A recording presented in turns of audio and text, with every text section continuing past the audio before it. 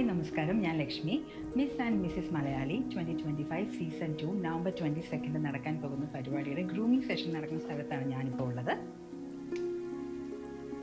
അതിൻ്റെ ഭാഗമായി നമ്മുടെ കണ്ടസ്റ്റൻസ് എല്ലാം ഇവിടെ എത്തിയിട്ടുണ്ട്. ലണ്ടനിലെ famous cat walk and fashion ട്രെയിനറായ നറ്റാലിയ എക്സ്റ്റി ആണ് അവരെ ട്രെയിൻ ചെയ്യുന്നത്. ഈ പ്രോഗ്രാമിനെ പറ്റി കൂടുതൽ ചോദിച്ചറിയാനായിട്ട് നമുക്കിതിൻ്റെ ഷോ ഡയറക്ടറായ മിസ്റ്റർ കമൽ രാജിനോട് ചോദിക്കാം. ഹായ് കമൽ. ഹായ് ലക്ഷ്മി.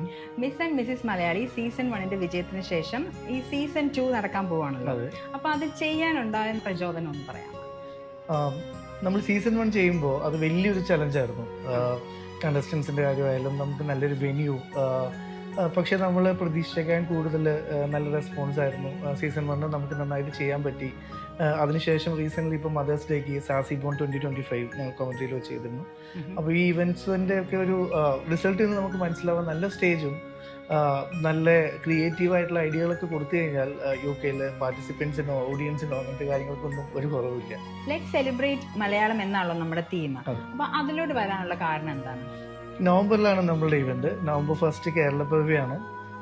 കുറച്ചുകൂടി ക്രിയേറ്റീവ് സൈഡിൽ നിന്ന് നമ്മൾ ചിന്തിക്കുമ്പോൾ ഈ പ്രോഗ്രാം നമ്മൾ മൊത്തത്തിൽ ഷെഡ്യൂൾ ചെയ്തിട്ടുള്ളത് starting till end let celebrate Malayalam എന്നുള്ള തീമിൽ അതിലെ കൾച്ചറൽ ആക്ടിവിറ്റീസ് ആയാലും ഈവൻ നമ്മളുടെ പേജൻസിലെ റൗണ്ടിലായപ്പോലും നമ്മൾ വെസ്റ്റേൺ ഔട്ട്ഫിറ്റ്സ് ഒന്നും ഇൻക്ലൂഡ് ചെയ്തിട്ടില്ല. 3 റൗണ്ട്സും വളരെ ക്രിയേറ്റീവായിട്ട് മലയാളത്തിന് കോൺട്രിബ്യൂട്ട് ചെയ്യുന്ന രീതിയിലാണ് ചെയ്തിട്ടുള്ളത്. പിന്നെ അഡീഷണലി നമുക്കൊരു ലിറ്ററേച്ചർ ഫെസ്റ്റ് എന്നുള്ള ചെറിയ സെഗ്മെന്റ് ഉണ്ട്, നമുക്ക് പുസ്തക ചന്തയുണ്ട്, പിന്നെ നമുക്ക് ഒരുപാട് സ്റ്റോൾസ് ഉണ്ട്. നമ്മുടെ നൊസ്റ്റാൾജിയ കൊണ്ടുവരുന്ന നമ്മുടെ പഴയ കേരളത്തിന്റെ തങ്ങൾക്ക് നിലനിർത്തുന്ന രീതിയിലുള്ള സ്റ്റോൾസ് ഉണ്ട്.